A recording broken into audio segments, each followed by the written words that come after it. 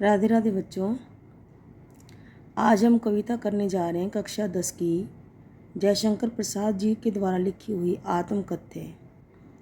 सबसे पहले इस आत्मकथ्य और एक शब्द आता है आत्मकथा। इसका अंतर समझना बहुत ज़रूरी है। जैसे कि मैंने यहाँ लिखा है आत्मकथा और आत्मकथ्य। तो ये आत्मकथ्य ये है हमारी जीवनी, हमारा जीवन, उसके बीच में कुछ चीज़ों को, कुछ घटनाओं को याद करना, उन स्मृतियों को याद करना और लिखना। और वो जीवन का सारा वर्णन नहीं होता, कुछ एक वर्णन होता है। किसी किसी बीच में किसी किसी घटना के बारे में बताना कि कोई सुख आ गया, कोई दुख आ गया। हमारे जीवन में प्रेम प्रसंग होते हैं, विवाह होते हैं, कोई उपलब्धियाँ होती हैं, कोई कमियाँ होती हैं। कभी हम प्रतियोगिताओं में हारते हैं, कभी हम जीतते हैं। तो ये जो सारी घटनाएं हैं, ये छोटी छोटी घटनाएं, उन घटनाओं के बारे में याद करना और उसका वर्णन करना, ये है आत्मकथ्य। और जब कथा शब्द आ जाती है आत्मकथा, तो ये पूरी जीवनी होती है। इसमें हम अपने जीवन का बहुत ज़्यादा विस्तार पूर्वक वर्णन करते हैं। अब जो जयशंकर प्रसाद जी थे, उनके मित्रों ने, उनके पाठकों ने, उनके शुभ चिंतकों ने उन्हें अपनी जीवनी लिखने के लिए कहा, तो कहीं ना कहीं वो खो जाते हैं अपनी यादों में। और खोने के बाद कहते हैं कि मैं इसको लिखूँगा, तो साफ साफ अर्थ है अपने जीवन की कमियाँ, उपलब्धियाँ, अपने सुख। और जब हम अपने जीवन की कमियों के बारे में लिखते हैं, तो जयशंकर प्रसाद जी ने बहुत अच्छी बात कही कि मैं लिखूं तो सही, पहली बात लिख दूं तो तुम लोग मजाक उड़ाओगे। और फिर दूसरी बात, लिखने की ज़रूरत ही क्या है। हमारे हिंदी साहित्य में इतने अनगिनत, इतने लेखकों के, रचनाकारों के, कवियों के, प्रसिद्ध व्यक्तियों के जीवन लेखन लिखा पड़ा है। मिला क्या उससे? क्या हमें प्रेरणाएं मिली, या सिर्फ और सिर्फ हमने उनकी कमियों को देखकर, कमियों को सुनकर हमने मजाक उड़ाए? और तो और जो व्यक्ति लिखते हैं अपनी जीवनियाँ, वो दूसरों की जीवनी पढ़कर उनका मजाक उड़ाते हैं और दूसरे इनका मजाक उड़ाते हैं। अर्थात लिखने वाला भी अपने ही साथी की जीवनी पढ़कर हंसता है, मजाक उड़ाता है। जयशंकर प्रसाद जी ने यही वर्णन किया है कि मैं क्यों लिखूँगा कहानी, क्योंकि अगर मैं कहानी लिखूँगा तो मुझे अपनी कमियाँ लिखनी होंगी और तुम उससे रस प्राप्त करोगे, आनंद प्राप्त करोगे। ऐसा ना हो कि जब मैं कुछ ऐसा लिखा जाए जीवनी के बारे में जिसे आप पढ़ो, उन बातों को पढ़कर आपको लगे कि मेरे जो जीवन की कमियां हैं वो कमियां आप ही देने वाले हो। तो इस आत्मकथा और आत्मकथ्य का यही अर्थ है। अब हम देखते हैं कि इनकी पंक्तियों का क्या अर्थ निकलता है। देखें, मधुप गुण गुनाकर कह जाता, कौन कहानी यह अपनी, मुरझाकर गिर रही पत्तियां, देखो कितनी आज घनी। इन्होंने इन दो पंक्तियों में अपने जीवन को एक पेड़ की तरह माना है, जिस पे फूल और पत्तियां उगी हुई हैं, और उन फूल पत्तियों पर एक भंवरा, जो एक प्रकार का कीड़ा होता है उड़ने वाला, वो उड़ रहा है। इनके बारे में बोलते क्या है कि मधुप गुण गुनाकर कह जाता, कौन कहानी यह अपनी। जब उनके दोस्तों मित्रों ने कहा कि अपनी जीवनी लिखो, तो ये देखो, मधुप का अर्थ आता है एक काले रंग का उड़ने वाला कीड़ा होता है जो फूलों पर बैठता है, जिसे हम भंवरे के नाम से जानते हैं। ये इनका मन रूपी भंवरा है। जब इनको लोगों ने कहा कि जीवनी लिखो, तो ये बोलने लगे कि मेरा मन रूपी भंवरा, गुनगुन करता हुआ, क्योंकि वो एकदम से सोचने लगे तो एकदम उन्होंने अपने मन पे हाथ रख के कहा कि मेरा मन रूपी भंवरा, मेरा अतीत, मेरी जो पिछली यादें हैं, उन यादों के पास गुनगुन की ध्वनि करता हुआ, आवाज़ करता हुआ, पता नहीं कौन सी कहानी यह कह जाना चाहता है। वो बताते हैं कि मुरझाकर गिर रही पत्तियां, देखो कितनी आज घनी, कि मेरा जीवन तो अब लगभग पूर्ण होने को है। जो मेरा जीवन रूपी वृक्ष था, पहले तो उसके ऊपर हरी पत्तियां थी, सुख और आनंद की पत्तियां थी, हरी थी, जो घनी भी थी। लेकिन अब मेरे जीवन का बुढ़ापा या अंतिम पड़ाव चल रहा है, जिसमें जीवन रूपी वृक्ष सूख गया है। अब उस पर जो पत्तियां हैं वो भी सूख गई हैं, अब वो मुरझा रही हैं और गिर रही हैं। कौन सी पत्तियां थी वो? सुख और आनंद की पत्तियां। इसलिए कहते हैं देखो मेरे जीवन का जो वृक्ष था अब सूखने लगा है, अंतिम पड़ाव आने लगा है और उसके सुख और आनंद की पत्तियां अब गिरने लगी हैं। अब जब पतझड़ में पत्तियां गिरती हैं तो कैसे गिरती हैं? एक एक करके नहीं, बहुत घनी मात्रा में, अधिक मात्रा में गिरती है पतझड़ में। इसलिए देखो उन्होंने बोला देखो कितनी आज घनी, देखो कितनी घनी मात्रा में ये सारी पत्तियां अब गिरने लगी हैं। इस गंभीर अनंत नीलिमा में असंख्य जीवन इतिहास, यहीं फिर वही बात बोलते हैं जयशंकर प्रसाद जी कि इस गंभीर हिंदी साहित्य रूपी गंभीर अनंत आकाश में असंख्य अर्थात अनगिनत लोगों के जीवन इतिहास, लोगों की जीवनियाँ, लोगों के जीवन की कहानी लिखी पड़ी हैं इस इतिहास के अंदर, इस साहित्य के अंदर। ये लोग करते ही रहते हैं, ये लोग, यहाँ से लोग को समझेंगे लोग, ये जो लोग हैं वो क्या करते हैं? इसे पढ़कर, किसे पढ़कर? जीवन इतिहास को पढ़कर। जितने भी अनगिनत जीवन इतिहास हैं उन इतिहास को पढ़कर ये लोग करते रहते हैं क्या? मजाक, मजाक उड़ाते रहते हैं। और तो दूसरे लोग ही नहीं, अन्य लोग मजाक नहीं उड़ाते, वो तो उड़ाते ही हैं, ये अपना भी उड़वाते हैं, खुद भी ये जीवनी लिखकर, कमियां लिखकर, व्यंग्य, मलिन उपहास, अपनी कमियों का ताने मारकर अपना मजाक उड़वाते भी रहते हैं। अब यहाँ प्रश्न करते तब भी कहते हो, कह डालूं दुर्बलता अपनी बीती। मतलब तुम अभी भी ये सब, जब तुम्हें पता है कि सब मजाक उड़ाते हैं, फिर भी है मित्रों, साथियों, क्या तुम तब भी कहते हो कि मैं कह डालूं अर्थात बता दूं? कहना, बता देना, अपने जीवन की कहानी को बताना, कि तब भी तुम कहते हो कि मैं ये सब बता दूं? अपनी कमज़ोरियां, अपनी कमियां जो मुझ पर बीती हैं अर्थात जो मुझ पर जीवन में गुजरी हैं, उन सारी कमज़ोरियों को और कमियों को तुम क्या चाहते हो कि मैं सब बता दूं? उसे क्या होगा?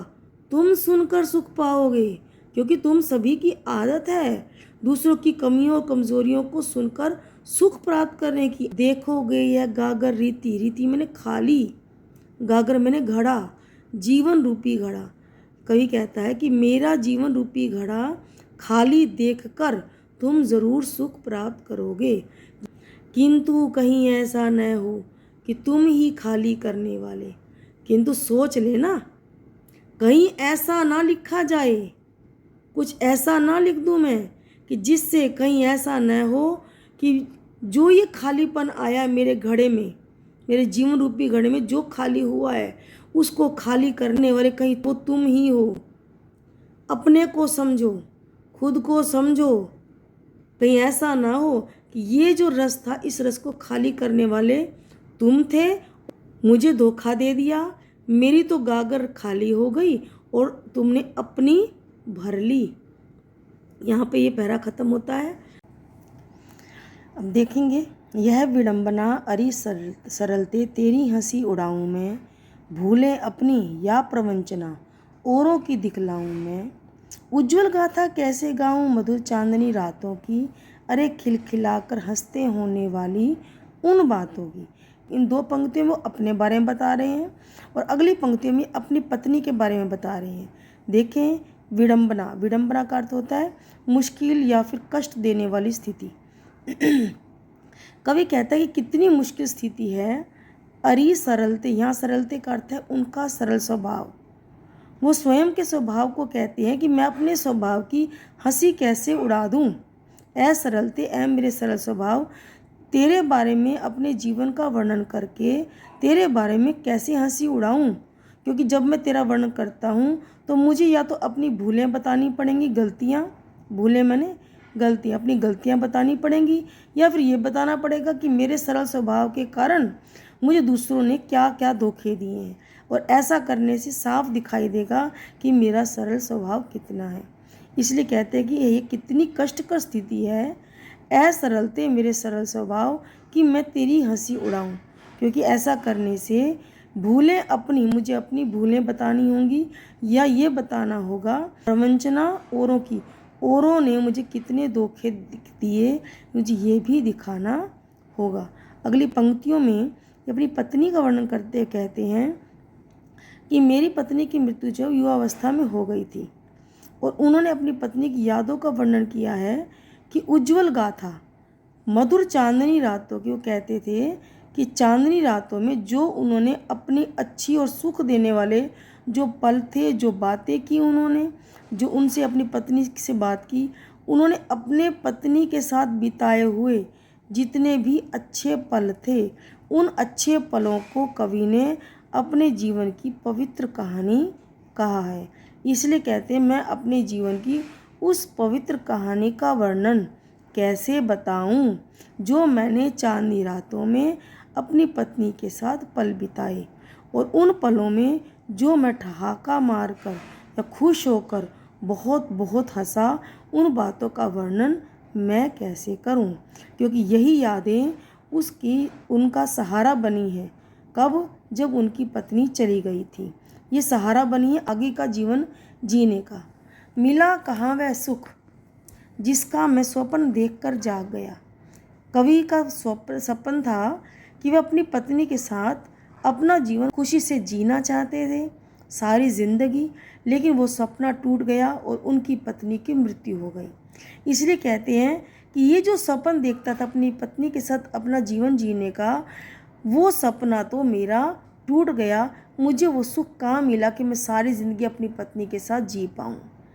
ये जो पल था बस मेरे जीवन में आया, मेरी पत्नी का मुझे साथ प्राप्त हुआ, बस वो सुख मेरी बाहों में आते आते ही मेरी पत्नी, मेरी प्रेमिका, अपनी पत्नी को प्रेमिका भी कहते हैं, कि मेरी पत्नी जो प्रेमिका है वो मुस्कुराकर भाग गई, अर्थात वो मुस्कुराते हुए मृत्यु को प्राप्त हो गई, और मैं ये मेरा स्वप्न उसके साथ जीवन बिताने का वो एकदम से टूट गया।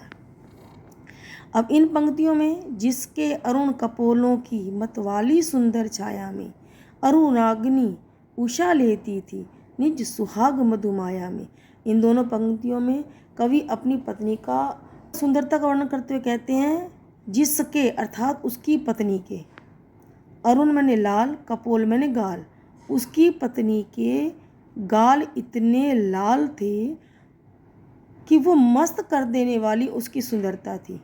उसकी सुंदर छाया में उसकी सुंदरता इतनी प्यारी थी, उसके गाल इतने अधिक लाल थे कि उषा, अनुरागनी उषा, प्यारी उषा, उषा मैंने प्रातः, आपने देखा होगा कि सुबह जब हम उठते हैं तो सूर्य उदय होता है और सूर्य एकदम लाल होता है और चारों तरफ प्रकृति में लालिमा छा जाती है। ये उसी उषा की बात कर रहे हैं कि उषा के पास अपनी लालिमा है, लेकिन अगर मैं अपनी पत्नी के गालों के बारे में बात करूं तो ऐसा लगता है मानो प्यारी उषा ने अपनी लालिमा, निज सुहाग, अपनी लालिमा जो शहद से युक्त है, जो मधुर है, वो मधुर लालिमा मेरी पत्नी के लाल गालों से उधार मांगी है। जिसके अरुण कपोलों की मतवाली सुंदर छाया में मेरी पत्नी के लाल गाल इतने मस्त कर देने वाले हैं, इतने सुंदर हैं कि वो छाया जो है वो वाली, वो छाया प्यारी उषा ने अपनी लालिमा को जो शहद से युक्त है इसके गालों से उधार मांग लिया है। अगली दो पंक्तियों में कवि यही बताना चाहता है कि उनकी जो पत्नी है उनके साथ जो बिताई हुई जो यादें हैं वो तो जिंदगी के जवानी में छोड़कर चली गई, अब आगे बुढ़ापे तक, जीवन के अंत तक उनके जीने का सहारा सिर्फ और सिर्फ उनकी पत्नी के साथ बिताए हुए वो पल हैं। यही बताते हैं कि उसकी स्मृति, उसके साथ बिताए हुए जितनी भी यादें थी पाथेय बनी हैं, मेरा सहारा बनी हुई हैं, जीवन जीने का सहारा। थके पथिक की पंथा की, इस थके हुए यात्री का सहारा कौन बना है? सहारा बना है उसकी प्रेमिका की यादें। इस जिंदगी का जो रास्ता है कवि उसमें थक गया है, इस थके हुए यात्री का सहारा उसकी पत्नी की यादें बनी हुई हैं। अब अगली पंक्ति में कहना चाहते हैं, सीवन मैंने सिलाई, मेरे जीवन के उस पलों की, उस घटनाओं की सिलाई को क्यों उधेड़ कर अर्थात खोल कर क्यों तुम मुझे परेशान करना चाहते हो? क्यों तुम मुझे कंथा मेरी कहानी, मेरी अंतर मन की कहानी को क्यों एकदम फिर से ताज़ा करना चाहते हो? अर्थात तुम मुझे शांत रहने दो और अपनी पत्नी की यादों के सारे जीवन व्यतीत करने दो। अब आगे देखेंगे। छोटे से जीवन की कैसी बड़ी कथाएं आज कहूँ। ये जो कथाएं हैं ये उपलब्धियां हैं कि मेरे पास तो कोई ऐसी बड़ी कथाएं हैं नहीं, जीवन तो मेरा छोटा सा है। और कथा बड़ी तब होती है जब कहीं कोई उपलब्धियां मिलें, कोई उन्होंने अचीवमेंट प्राप्त की हो। तो ऐसी बातों को मैं कैसे कहूँ कि मेरी बड़ी कथाएं तो है नहीं, छोटी सी कहानी, छोटा सा जीवन। फिर इससे अच्छा तो ये नहीं, अच्छा मतलब इससे बढ़िया तो ये होगा कि जब मेरे पास बड़ी उपलब्धियां नहीं हैं तो बढ़िया ये होगा कि मैं दूसरों की उपलब्धियों को सुन लूँ, दूसरों ने जो लिखा है उसको मैं सुन लूँ और मैं चुपचाप रह जाऊँ, मैं अपनी बोलूँ ही नहीं। सुनकर क्या तुम भला करोगे, फिर अपने मित्रों से कहते हैं। फिर एक बात और भी है कि तुम मेरी कहानी को सुनकर भला करोगे क्या, क्या तुम्हें लाभ होगा? मेरी भोली आत्मकथा, मेरी साधारण सी जीवन की कहानी को सुनकर तुम लोगों को लाभ भी क्या होगा? जिन्होंने उपलब्धियां प्राप्त की हैं उनकी कथाएं सुनकर तो आपको प्रेरणा मिलेगी। मेरे पास तो कोई ऐसी उपलब्धि नहीं है जिसे तुम लोग सुनकर उसका लाभ प्राप्त करो। मेरे जीवन की कहानी तो बड़ी सरल है।